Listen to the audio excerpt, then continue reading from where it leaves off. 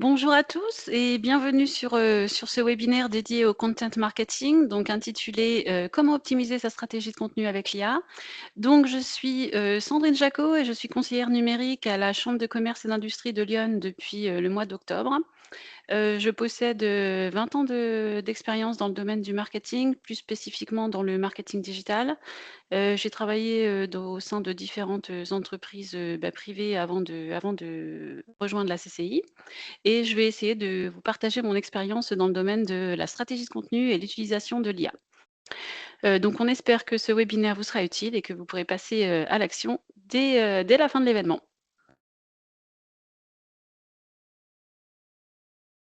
Donc les tendances IA, en général, en fait, ça fait quelques mois qu'on a vu l'arrivée du mode agent. Alors le mode agent, en fait, c'est un petit système logiciel qui utilise l'IA pour, atteindre des objectifs et effectuer des tâches au nom de l'utilisateur. Et en fait, avant, quand vous utilisiez, par exemple, ChatGPT, qui est un robot conversationnel qui vous permet d'obtenir une assistance sur des tâches, complexes et variées, vous posiez une question à ChatGPT et l'assistant vous répondait à votre question. Là, depuis l'arrivée du mode agent, l'agent, en fait, il va faire preuve de raisonnement, il va pouvoir planifier des choses, il fait preuve de mémoire et en fait, l'agent dispose d'une certaine autonomie qui permet, en fait, d'être beaucoup plus, réactif et beaucoup plus proactif. Donc en fait, vous allez avoir un assistant au quotidien qui va être proactif et qui va pouvoir répondre à vos questions en enchaînant plusieurs actions pour vous amener à un résultat, très pertinent. Donc c'est vrai que, l'IA maintenant, en fait, quand vous utilisez par exemple ChatGPT, elle va pouvoir, vous faire des suggestions, vous proposer des choses, même vous poser des questions. Donc c'est vraiment en fait, là on a vraiment vu une évolution, énorme dans l'utilisation de l'intelligence artificielle parce que, vous interagissez avec un agent, enfin un assistant qui va être proactif et qui va suggérer des choses ou qui va garder en mémoire ce que vous lui avez demandé avant. En fait, il va être vraiment très, très proactif et il va vous faire gagner, énormément de temps dans vos tâches, quotidiennes. On a aussi l'arrivée de ChatGPT, donc ChatGPT 5, donc qui est disponible depuis, août, 2025, donc ça fait déjà quelques mois. Mais ce que je voulais mentionner là-dessus, c'est que, ChatGPT 5 est disponible gratuitement avec des fonctionnalités enrichies. Donc c'est-à-dire que, on a vu en fait des fonctionnalités comme la création de visuels, la création de schémas, d'illustrations, qui sont arrivés dans le système et en fait, vous pouvez, maintenant, avec des versions gratuites, vous pouvez, générer du texte, vous pouvez créer des visuels, créer des vidéos, créer des illustrations, des infographies, et aussi vous pouvez parler directement à ChatGPT. Donc vous avez des instructions vocales que vous pouvez utiliser, qui vous font gagner énormément de temps. Donc ça, c'est vraiment une révolution au niveau de l'utilisation de ChatGPT et puis de l'IA en général. On a toujours une course à la performance qui se poursuit. Donc, de plus en plus, en fait, les entreprises, elles arrivent sur le marché. On a des nouveaux acteurs qui arrivent sur le marché et en fait, on a une course, en fait, pour rendre, l'IA plus accessible, plus facile et en fait, ça se démocratise énormément. Donc on a beaucoup, beaucoup de possibilités et beaucoup d'opportunités, avec l'IA. C'est vrai que dans le marketing en général et dans la création de contenu, vous avez des possibilités énormes avec des assistants comme ChatGPT ou autres outils. En termes donc de marketing et création de contenu, donc comme je le disais plus tôt, l'IA devient un assistant créatif au quotidien. Donc il va pouvoir vous aider à produire, plus vite et de manière plus performante, pardon, des textes, des visuels, des images, des vidéos, des idées de contenu. L'IA va pouvoir vous aider à être plus performant dans un certain nombre de domaines d'application. On voit aussi, une explosion des contenus générés par l'IA, donc beaucoup de textes, beaucoup d'images, beaucoup de vidéos, que vous pouvez utiliser, dans vos posts pour les réseaux sociaux. Vous pouvez créer des articles, vous pouvez, demander à l'IA de vous aider à créer des scripts pour des vidéos, des podcasts, des newsletters. Vous pouvez créer, des landing pages, vous pouvez, demander de l'aide en fait pour créer des sites web. Vous avez beaucoup, beaucoup de possibilités qui s'offrent à vous. Donc, je vous invite à regarder un peu ce qu'il y a sur le marché, regarder un petit peu les outils et puis, profiter en fait de toutes ces avancées, technologiques.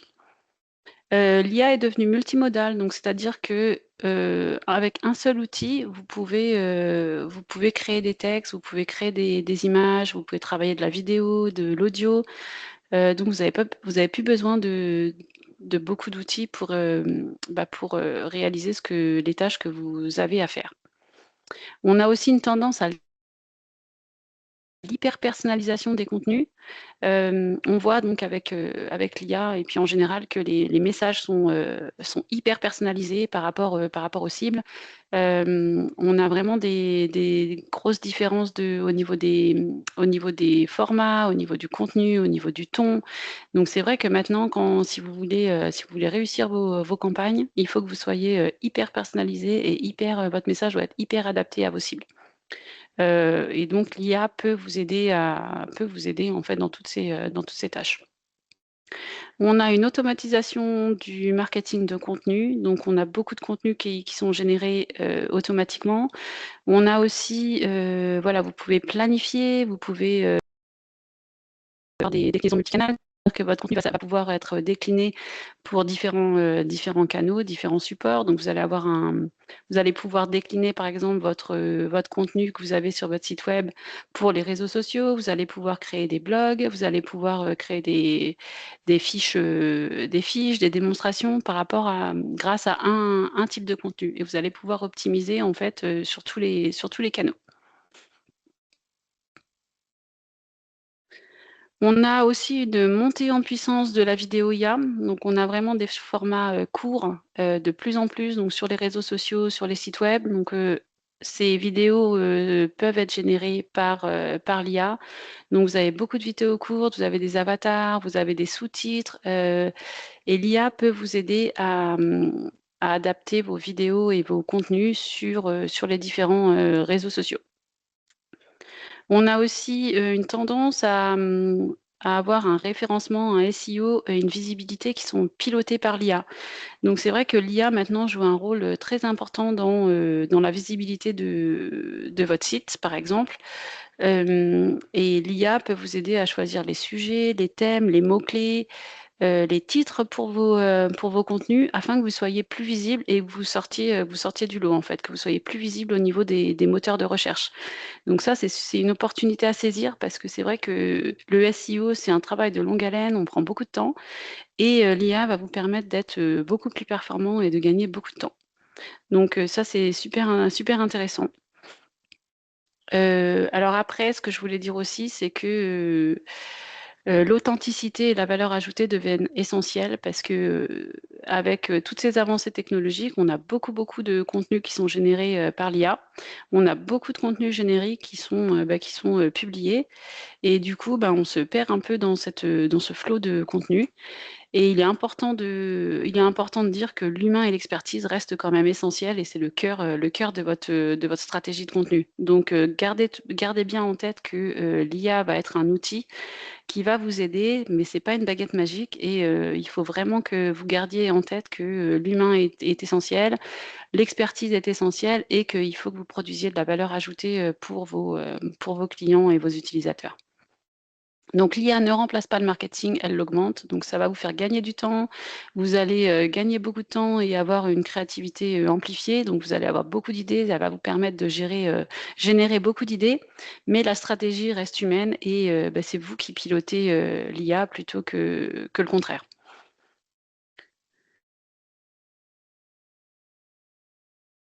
Donc l'IA et vos stratégies de contenu. Donc là, en fait, je voulais, vous faire part des différentes stratégies à utiliser, pour la génération de contenu grâce à l'IA et voir en fait, quelles étaient les stratégies qui marchent, quelles sont les stratégies qui marchent et à quoi l'IA peut vous servir dans votre, génération de contenu. Donc l'IA va vous permettre de gagner du temps et d'être plus performant. Donc vous allez pouvoir, utiliser l'IA dans différents domaines d'application au niveau de la génération de contenu et notamment dans l'idéation et le brainstorming. Donc c'est vrai que l'IA, vous allez pouvoir demander à l'IA de générer des idées de contenu, par exemple. Au niveau de la créativité, elle va vous permettre de générer, beaucoup d'idées et de brainstormer, des idées que vous allez pouvoir utiliser dans votre création de contenu. Donc ça gagne beaucoup de temps, vous allez pouvoir gagner beaucoup de temps. Au niveau de l'optimisation des textes, alors l'IA va vous permettre de réécrire des textes, de traduire, de rajouter de la traduction simultanée, de corriger des textes, d'optimiser un texte au niveau de la rédaction, d'adapter le ton, de changer le style du texte en fonction de ce que vous voulez en faire et en fonction du canal de diffusion. Donc au niveau de la génération de textes et de l'optimisation des textes, vous pouvez gagner beaucoup, beaucoup de temps. Par exemple, moi, j'utilise souvent l'optimisation du texte dans le sens où, quand j'ai un contenu et que je veux l'adapter sur différents réseaux, je peux demander à l'IA, en fait, de me donner des styles différents pour différents canaux. Donc ça, c'est super, ça me gagne beaucoup de temps et c'est super intéressant. Vous pouvez utiliser l'IA dans la structuration et l'organisation. Donc vous pouvez très bien demander de l'assistance pour créer un calendrier éditorial, par exemple. Vous pouvez demander à l'IA de vous donner des idées, par exemple pour, des idées de contenu et un plan, en fait, une planification de vos contenus pour les 6 mois à venir, dans un domaine particulier. Donc ça aussi, ça va vous permettre de planifier en amont et vraiment de définir vos thèmes, définir vos contenus, définir, quels sont les types de contenus, quelle plateforme vous allez utiliser, où vous allez, poster votre contenu et ça vous gagne, c'est une tâche qui peut vous gagner énormément de temps. On a aussi, l'utilisation de l'IA dans l'automatisation des tâches, notamment, en termes de gestion de la relation client, pardon. Donc il y a beaucoup d'entreprises qui mettent en place des petits robots conversationnels, en fait, qui permettent de répondre aux questions des utilisateurs. Donc souvent, quand vous allez sur le site de votre banque ou d'une entreprise, vous avez une petite fenêtre qui apparaît et l'IA va pouvoir gérer les questions de vos prospects ou de vos clients. Et ça, c'est un gain de temps énorme. Et donc on a plein de petites, utilisations de l'IA dans la gestion de la relation client ou de la génération de contenu ou de l'automatisation des tâches en termes de marketing. Encore une fois, l'IA ne remplace pas votre vision ni votre expertise, donc vous êtes au cœur de la stratégie. Je vous ai mis quelques petits exemples d'usage de l'IA dans la création de contenu. Donc on en parlait, précédemment. L'IA va vous permettre de générer des idées de contenu. Donc si vous créez des posts de manière régulière, l'IA peut vous aider à générer des posts de manière originale, de trouver des nouvelles idées. Ça vous permet aussi de créer des articles un peu plus longs. Vous pouvez demander à l'IA de vous aider à créer des documents plus longs avec plus de détails, sur un sujet, bien précis. L'IA va vous permettre de générer des vidéos, des illustrations. Vous pouvez, générer des infographies que vous utilisez dans vos articles, sur votre site web, dans des campagnes diverses et variées. Donc vous allez pouvoir, gagner beaucoup de temps. Au niveau de la rédaction de texte, on en a déjà parlé. Vous pouvez adapter, le style et puis le format, pour les différents, types de réseaux sociaux ou, les différents types de supports. Vous pouvez reformuler, vous pouvez, scinder du texte, vous pouvez, créer plusieurs textes, plusieurs contenus, à base de texte, sur différents formats ou différentes longueurs. Vous pouvez créer des visuels, des images, des bannières, des miniatures. Vous pouvez aussi créer, pas mal d'illustrations sonores. Donc si vous faites des réels ou des shorts, pour les réseaux sociaux ou des podcasts, vous avez pas mal de petites applications qui vous permettent de créer des illustrations sonores, donc des musiques ou des voix off. Donc ça, c'est super intéressant aussi, ça rend vos campagnes beaucoup plus dynamiques. Vous pouvez utiliser l'IA pour, générer des scripts vidéo, des podcasts, comme on l'a dit précédemment, des calendriers éditoriaux. Enfin, vous pouvez faire beaucoup, beaucoup, beaucoup de choses. Donc, c'est vraiment une opportunité à saisir. Je vous ai mis quelques exemples d'images générées par l'IA. Donc, encore une fois, hein, les possibilités sont immenses. Vous pouvez faire vraiment ce que vous voulez avec l'IA. Un petit point concernant le SEO. Donc le SEO, c'est le référencement naturel. Donc c'est l'ensemble des techniques qui permettent d'améliorer la visibilité, d'un site web dans les résultats des moteurs de recherche. Et ça, sans payer de publicité et sans paiements commerciaux.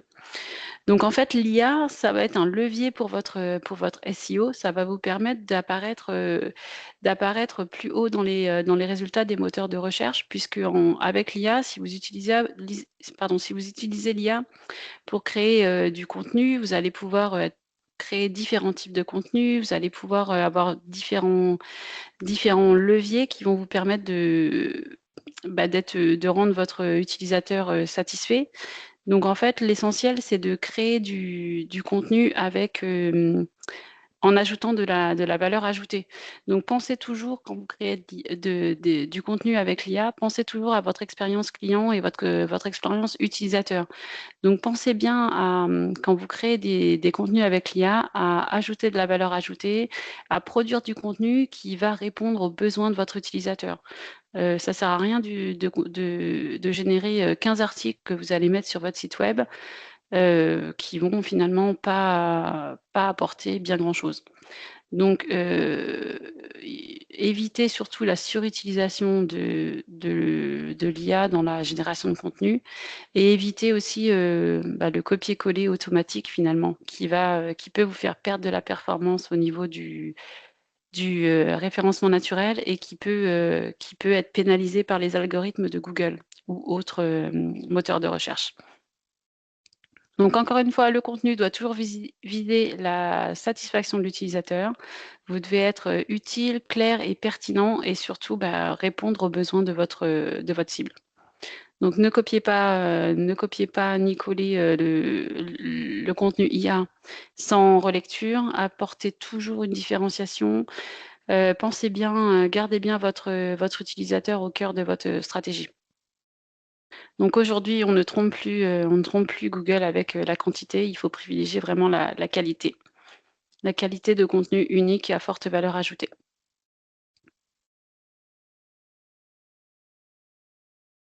Donc encore une fois, commencez par la stratégie, et pas par les outils. Donc toujours garder en tête que, vos objectifs business, donc définissez bien vos objectifs business. Pensez bien, à ce que vous voulez faire, si vous voulez, accroître votre chiffre d'affaires, si vous voulez vous déployer sur un autre marché, si vous voulez, augmenter votre nombre de prospects. Déclinez en fait vos objectifs business, en objectifs marketing pour vraiment garder en tête ce que vous voulez faire, quels sont vos objectifs et ce que vous voulez atteindre.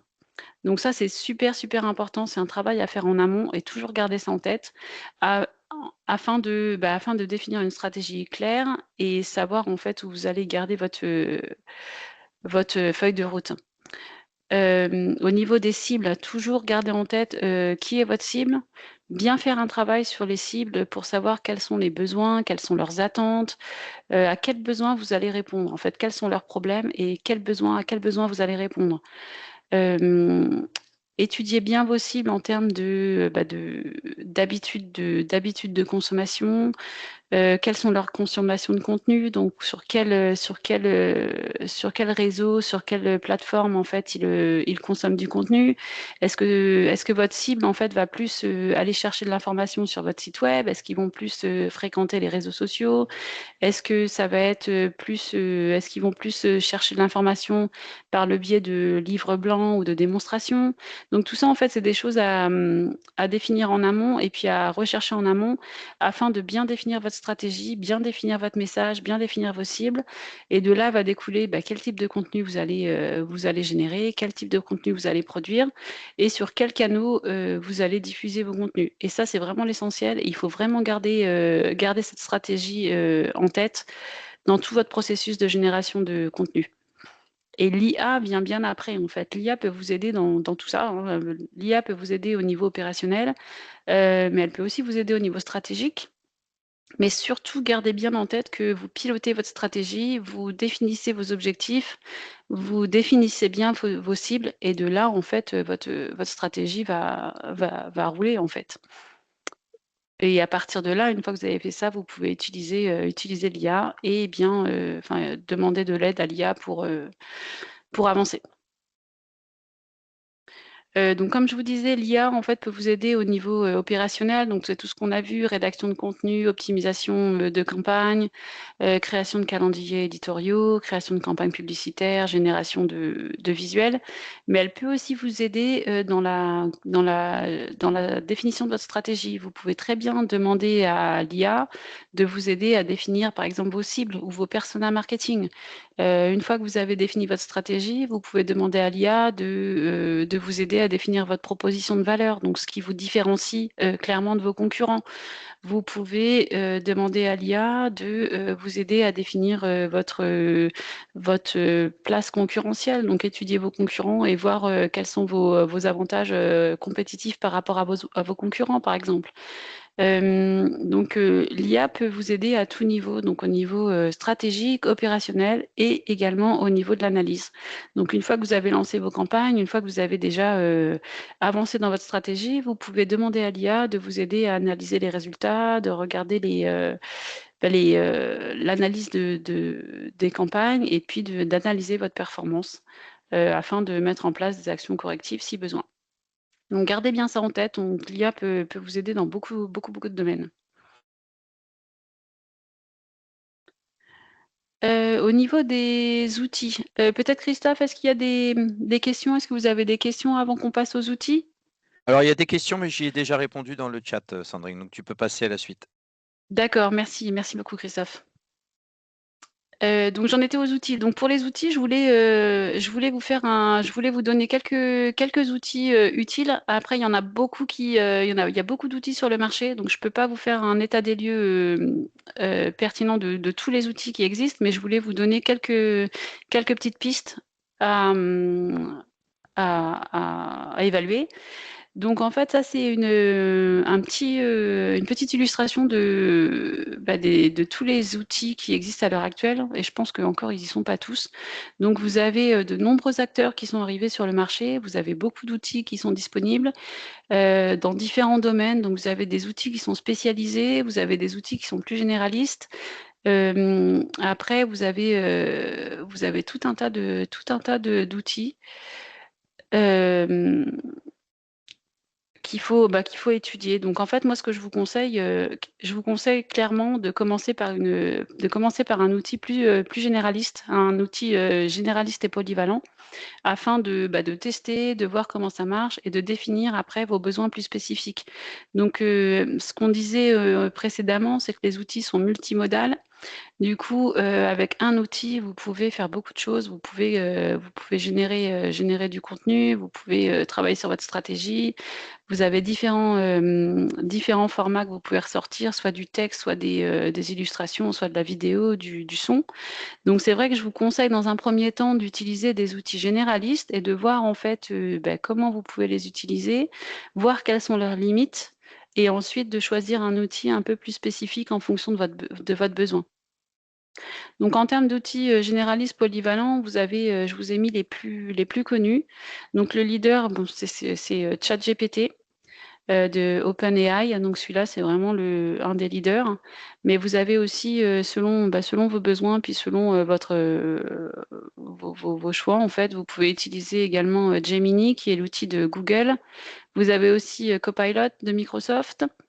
Vous avez Mistral. Celui-là, je le mets un petit peu en avant parce que c'est un outil français. Il est très performant et je le mets un peu plus en avant parce que, il est peut-être un petit peu plus transparent par rapport à vos données. Après, vous avez aussi, Claude de la société Anthropix, vous avez Llama de chez Meta. Ce sont des outils qui sont, très performants, donc c'est à vous d'essayer et de voir ce qui peut vous convenir le mieux. Vous avez aussi Perplexity, qui est un moteur de recherche donc, similaire à Google ou Bing ou Ecosia, qui vous permet de faire des recherches en ligne, avec un assistant, IA. Donc, la plupart enfin 70 ou 80 des résultats, sont tirés de Google, mais vous avez aussi un petit module, IA qui vous permet de faire des recherches plus pertinentes. En termes d'outils plus spécifiques, donc on a des outils, qui permettent de travailler sur des images. Donc on a un gros leader, Midjourney, qui permet de gérer, de générer des illustrations ou des images. Vous avez aussi Adobe Firefly, pardon. Canva qui vous permet de créer des flyers, des images. Vous avez pas mal de modèles gratuits. Vous avez Leonardo, vous avez DALL-E, vous avez Stability. Donc vous avez tout un panel d'outils que vous pouvez utiliser pour générer des images. Vous avez souvent une version payante, une version gratuite, donc vous pouvez déjà essayer les outils de manière gratuite pour voir si ça peut vous convenir. Et puis, dépendant de votre utilisation, vous pouvez passer au modèle payant. Après, il y a beaucoup de choses maintenant que vous pouvez faire dans dans les modèles gratuits. Donc, il faut essayer un petit peu et puis il faut voir en fait les avantages et puis les fonctionnalités de ces outils. Après, en termes de son, vous pouvez générer des podcasts, vous pouvez générer des illustrations sonores, vous pouvez faire des traductions en direct. Vous avez des outils comme Suno ou Eleven Labs qui sont très bien. Il y a aussi Beethoven, Audio, qui sont très intuitifs et qui vous permettent de générer du son. Il y a des modèles qui sont gratuits, d'autres qui sont payants. Après, vous avez toutes sortes de budgets. Donc c'est pas mal, il y a il y a pas mal de possibilités au niveau des générations sonores. Ensuite, vous avez tous les outils vidéo qui vous permettent de générer des vidéos, créer des vidéos, couper des vidéos. Donc vous avez beaucoup d'opportunités. Donc vous avez Sora de OpenAI, vous avez Runway, Agen, Opus Clips, CapCut. Donc vous avez pas mal d'opportunités. Encore une fois, il y a des outils qui sont gratuits, d'autres qui sont payants. Vous avez des freemium, donc des versions que vous pouvez utiliser avec des options payantes. Je vous laisse regarder, mais c'est vrai que c'est des outils qui vous permettent d'avoir des opportunités énormes en termes de génération de contenu et le résultat est très pro et très pertinent. Je voulais partager avec vous une application qui s'appelle AI Exploria.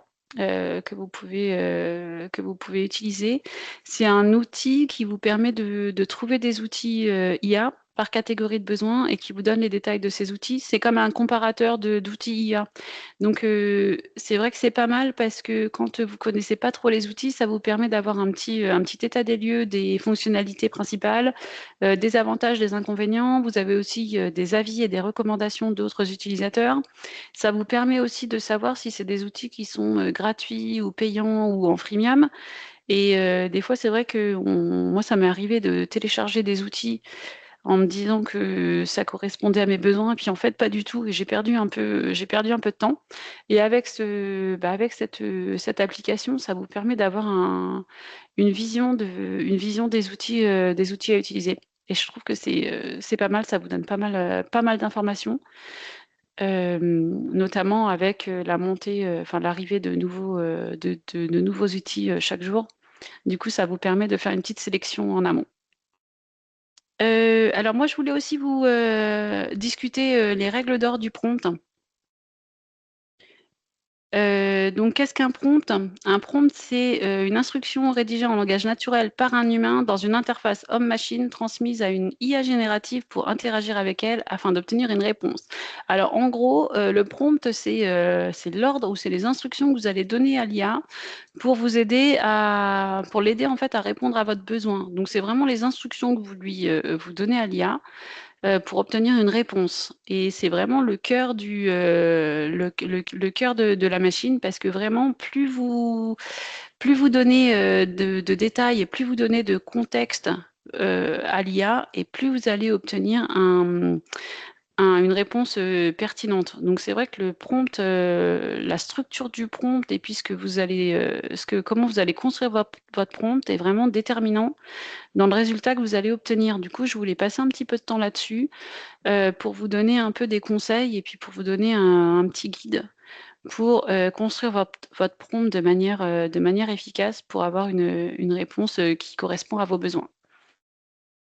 Donc, pourquoi l'art du prompt est-il essentiel? Donc, les modèles d'IA génératifs fonctionnent sur une logique probabiliste. Alors, ce qu'il faut savoir, c'est que l'IA ne comprend pas en fait ce qu'elle génère comme mot. Elles prédisent en fait chaque mot en fonction du mot précédent. Donc c'est vraiment une logique probabiliste. Du coup, s'il n'y a pas vraiment de compréhension, et c'est-à-dire que plus vous allez donner des détails par rapport à la requête, et plus vous aurez une réponse qui sera en lien avec ce que vous lui avez demandé. Donc, les prédictions de l'IA, ça s'appuie en fait sur un apprentissage à base d'énormes quantités de données qui ont été données à l'IA pour en fait intégrer tout ça et en fait vous ressortir une réponse basée sur une logique de probabilité. Donc, la précision et la pertinence de la réponse dépendent vraiment de la clarté et de la précision de votre prompt. Donc, je pense qu'il faut passer un petit peu de temps pour vraiment construire un prompt pertinent pour obtenir quelque chose de clair et qui répond à votre besoin. Donc, l'art du prompt, j'ai quelques conseils à vous donner. Alors, dans un premier temps, il faut toujours donner un rôle clair à l'IA, toujours lui préciser qui est l'IA. euh, pour qu'elle sache dans quelle posture elle doit répondre. C'est-à-dire que vous allez, par exemple, demander à l'IA d'agir en tant que expert marketing dans le domaine, par exemple, du prêt-à-porter. Vous pouvez lui demander d'agir en tant que rédacteur d'un journal hebdomadaire. Vous pouvez toujours en fait garder en tête de toujours lui donner un rôle clair pour savoir qui elle est.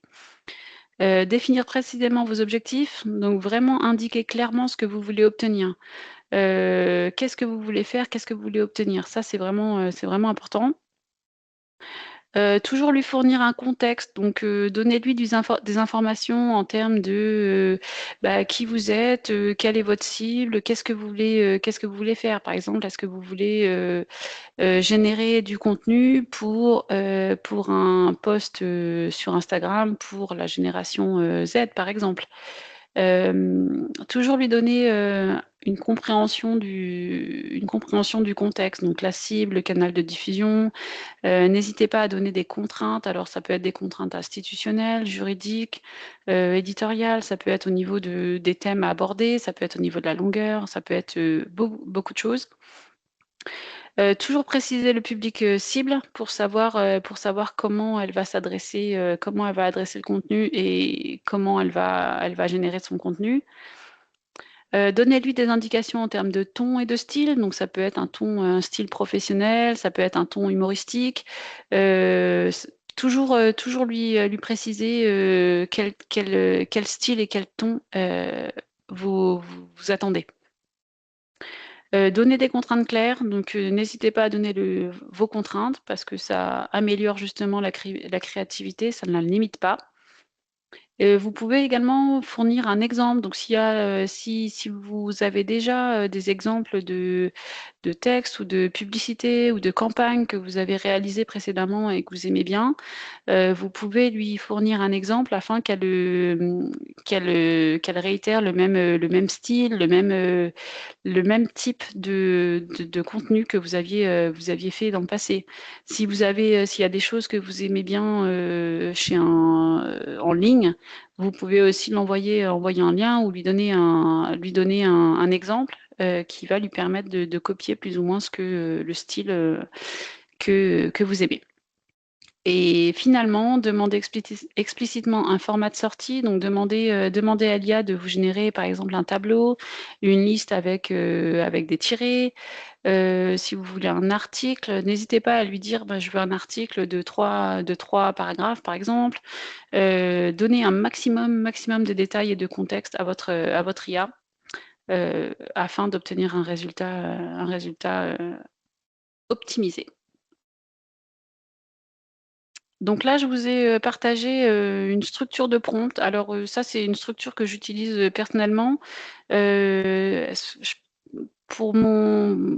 mon cas, ça marche très bien et je pense que ça permet de donner un maximum d'informations à l'IA tout en n'étant pas trop détaillé. Donc comme je le disais précédemment, donner un rôle à l'IA, donc agis comme.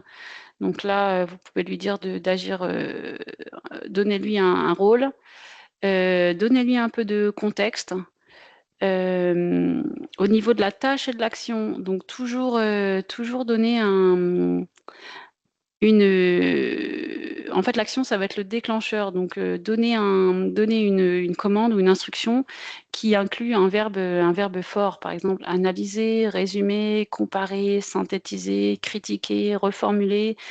Soyez très précis dans l'action que vous souhaitez que l'IA fasse. Pour lui donner un maximum de direction. Donnez-lui la tâche que vous voulez qu'elle réalise. Donc ça, c'est le cœur opératoire de votre prompt. Donc, donnez-lui la tâche très claire afin que vous ayez un résultat optimal.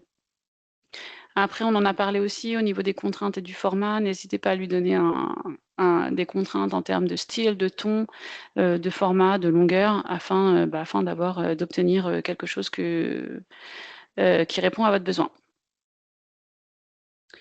Alors là, je vous ai mis quelques exemples de bonnes pratiques et de mauvaises pratiques. Je vais vous donner juste quelques exemples, puis vous les aurez de toute façon dans le replay. Mais au niveau du rôle, toujours donner un rôle. Donc là, agis comme un avocat spécialisé en droit du travail, agis comme un développeur Python expérimenté spécialisé en data science. Donc vous pouvez être vraiment très spécifique. Si vous êtes plutôt un coach ou un conseiller, dites-lui que vous êtes un coach ou un conseiller. Et l'IA va utiliser un style en fait avec un vocabulaire et une sémantique qui se rapproche de ce que le coach ou le conseiller peut faire. Si vous voulez quelque chose de plus détaillé, si vous êtes plus dans la rédaction professionnelle, dites-lui que vous êtes un journaliste ou un copywriter. Enfin, n'hésitez pas à lui donner un maximum de détails. Et les mauvaises pratiques, évitez de lui donner des rôles trop génériques ou trop vagues, du style tu es un expert ou tu es quelqu'un qui connaît beaucoup de choses. Ça ne lui donne pas vraiment d'indication sur la tâche à effectuer ni sur l'action qu'elle doit réaliser. Évitez les rôles contradictoires ou confus. Évitez aussi les demandes trop complexes. Vous ne pouvez pas lui demander d'être à la fois responsable marketing, développeur web et coach sportif. Donc évitez de lui donner trop d'informations trop complexes en même temps. Évitez les émotions parce que du coup au niveau émotionnel, l'IA gère pas trop. Donc si vous lui dites tu es mon ami proche, donne-moi des conseils, ça risque de l'embrouiller un petit peu. Et puis soyez toujours clair dans l'objectif du rôle. En termes de contexte, donc c'est pareil, soyez clair dans le contexte que vous lui donnez, donnez-lui un maximum de détails. Donc vous pouvez lui donner un contexte par rapport lié à votre fonction. Donc si vous êtes conseiller, par exemple, je suis conseiller en création d'entreprise à la CCI, j'accompagne les porteurs de projets. Ça, c'est une fonction qui est claire et en fait, l'IA va prendre en compte ce contexte pour générer votre réponse. Donnez-lui un contexte par rapport au chef d'entreprise ou au créateur. Donnez-lui un contexte par rapport à l'économie, par rapport à votre économie locale, au contexte territorial. Donnez-lui une méthodologie si vous souhaitez qu'elle suive une méthodologie spécifique. Et si vous avez un contexte réglementaire ou administratif, n'hésitez pas à lui donner ses limites afin que ça soit intégré et que ça soit pris en compte pour votre réponse. Les mauvaises pratiques, évitez de ne pas lui donner de précision, donc essayez de donner un maximum d'informations. Ne soyez pas trop vague sur votre activité.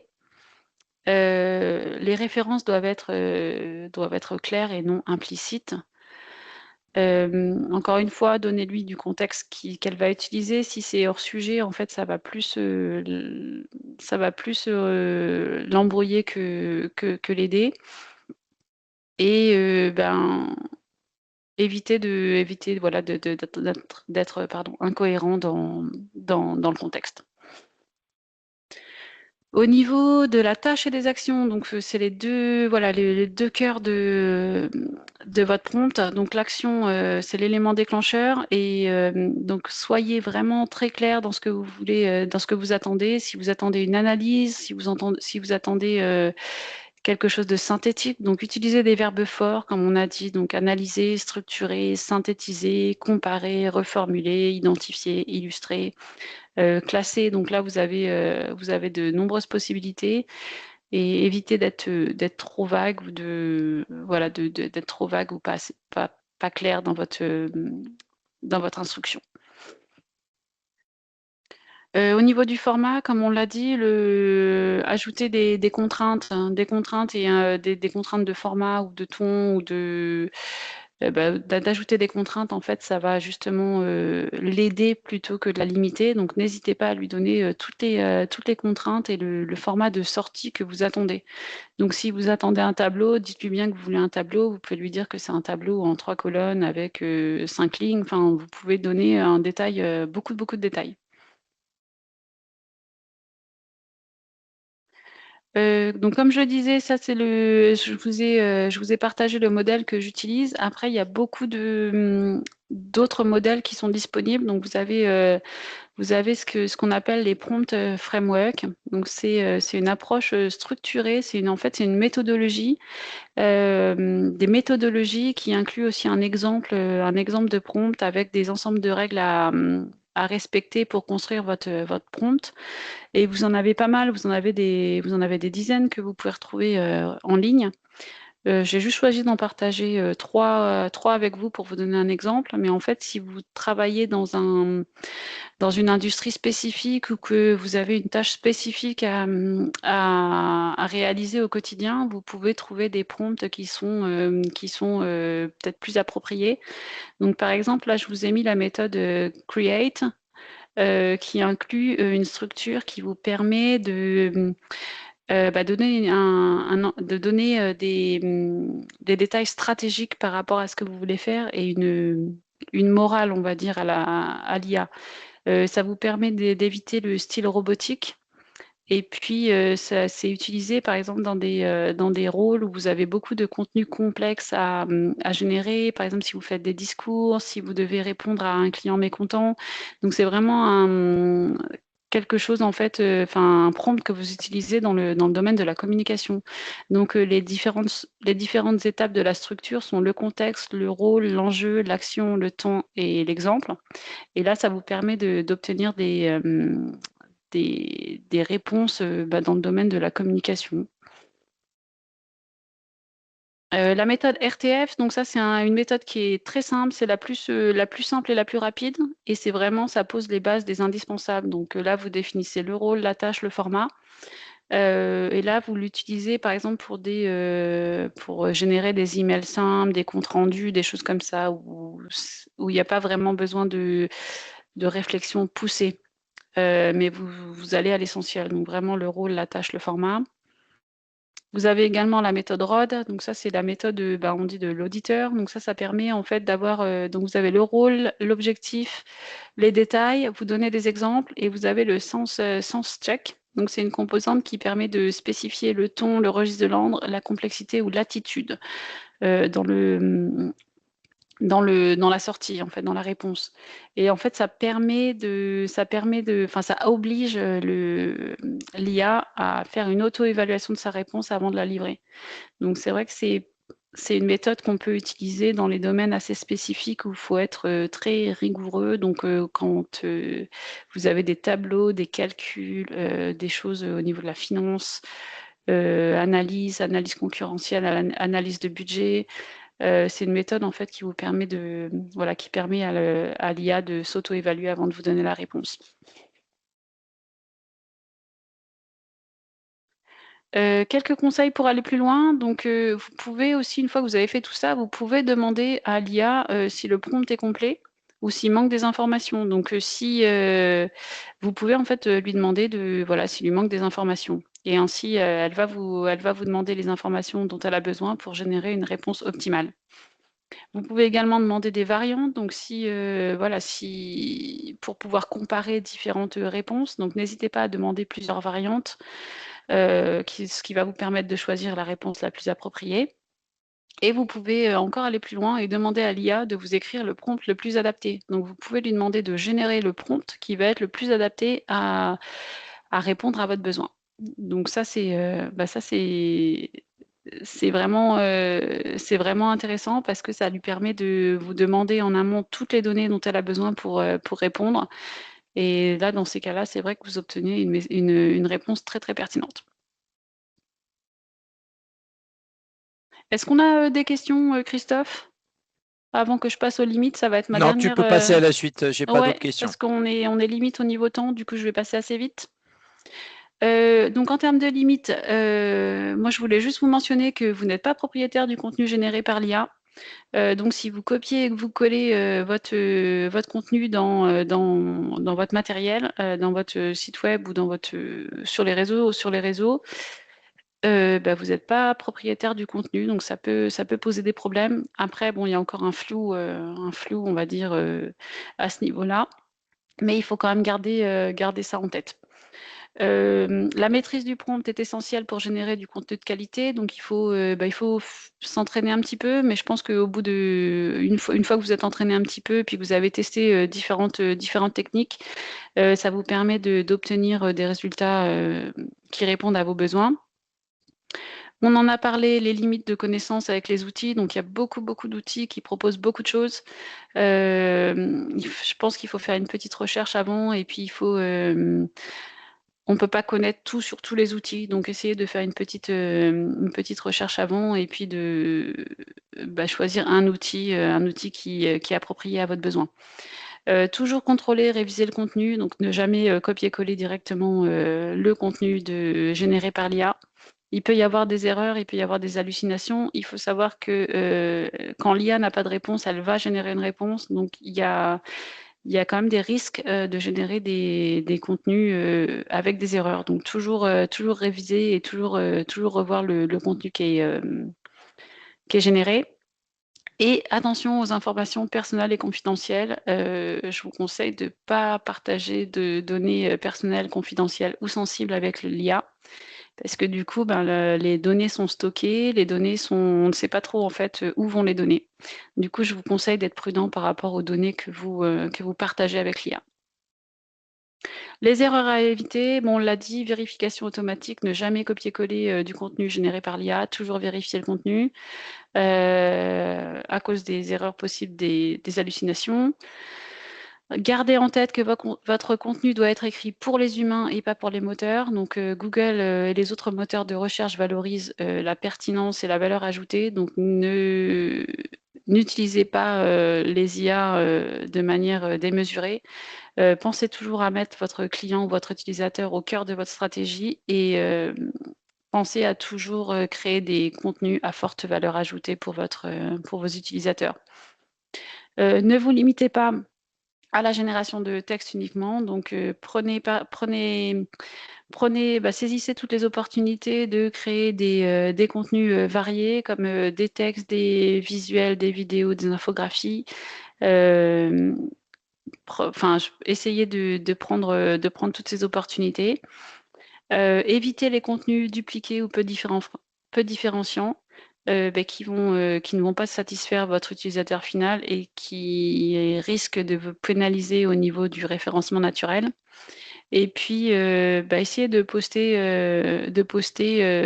poster des contenus froids, impersonnels, où il n'y a pas vraiment d'humain ni de personnalité. Donc, toujours ajouter votre petite touche personnelle avant de poster.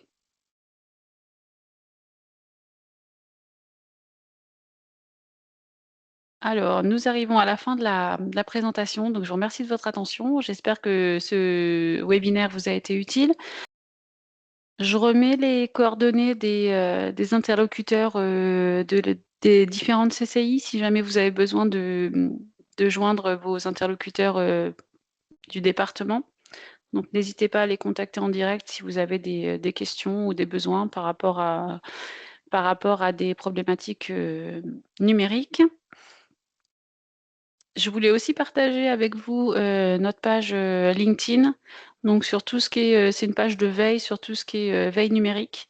Donc, n'hésitez pas à rejoindre la page et à vous inscrire sur cette page pour avoir les différentes news et les différentes veilles au quotidien. Alors, j'ai une question d'Adeline qui demande comment éviter les hallucinations des LLM. Alors, il y a toujours des hallucinations. Je crois que c'est 20% des réponses peuvent être des hallucinations des LLM. Je pense qu'il faut vraiment bien travailler votre prompt, hein, parce que plus vous donnez de détails et de contexte à l'intelligence artificielle, et plus le résultat va être pertinent. Les hallucinations, elles se produisent quand l'IA ne sait pas. Donc, elle va produire une réponse quoi qu'il arrive, et c'est là que les hallucinations peuvent se produire. Après, si vous travaillez bien votre prompt, si vous travaillez bien, si vous lui donnez bien les détails de un rôle, le contexte, je pense que vous limitez les hallucinations. Et c'est ce que je disais un petit peu avant. Vous pouvez demander à l'IA soit de lui demander les informations qui lui manquent pour pouvoir répondre de manière pertinente, ou vous pouvez aussi lui demander de créer le prompt pour vous. Et là, je pense que vous éliminez pas mal de risques. Et puis, Il y a une mm, dernière technique, si je puis me permettre, vas-y. pour éviter les hallucinations qui marchent très bien, c'est d'autoriser le LLM à ne pas répondre s'il ne sait pas. Ah oui. Donc vous n'hésitez pas dans le prompt que vous faites, vous lui dites si vous ne savez pas, si tu ne sais pas, ne réponds pas. Et de cette façon-là, il évite ce qu'on appelle le pleaser effect, c'est-à-dire cette tendance à toujours vouloir apporter une réponse. Là, vous lui donnez dans l'instruction de ne pas le faire si elle ne le sait pas, et donc du coup, vous limitez en tout cas au maximum la production de contenu inventé pour répondre à une question auquel elle n'aurait pas la réponse. Je regarde s'il y a d'autres questions dans le chat. Je pense qu'on a pas mal balayé. A priori, ça a l'air d'être le cas. Ouais. Et je pense qu'on est pile dans les temps. Il est 13 heures. Donc, je vous remercie beaucoup. Et puis, bonne journée et puis à bientôt.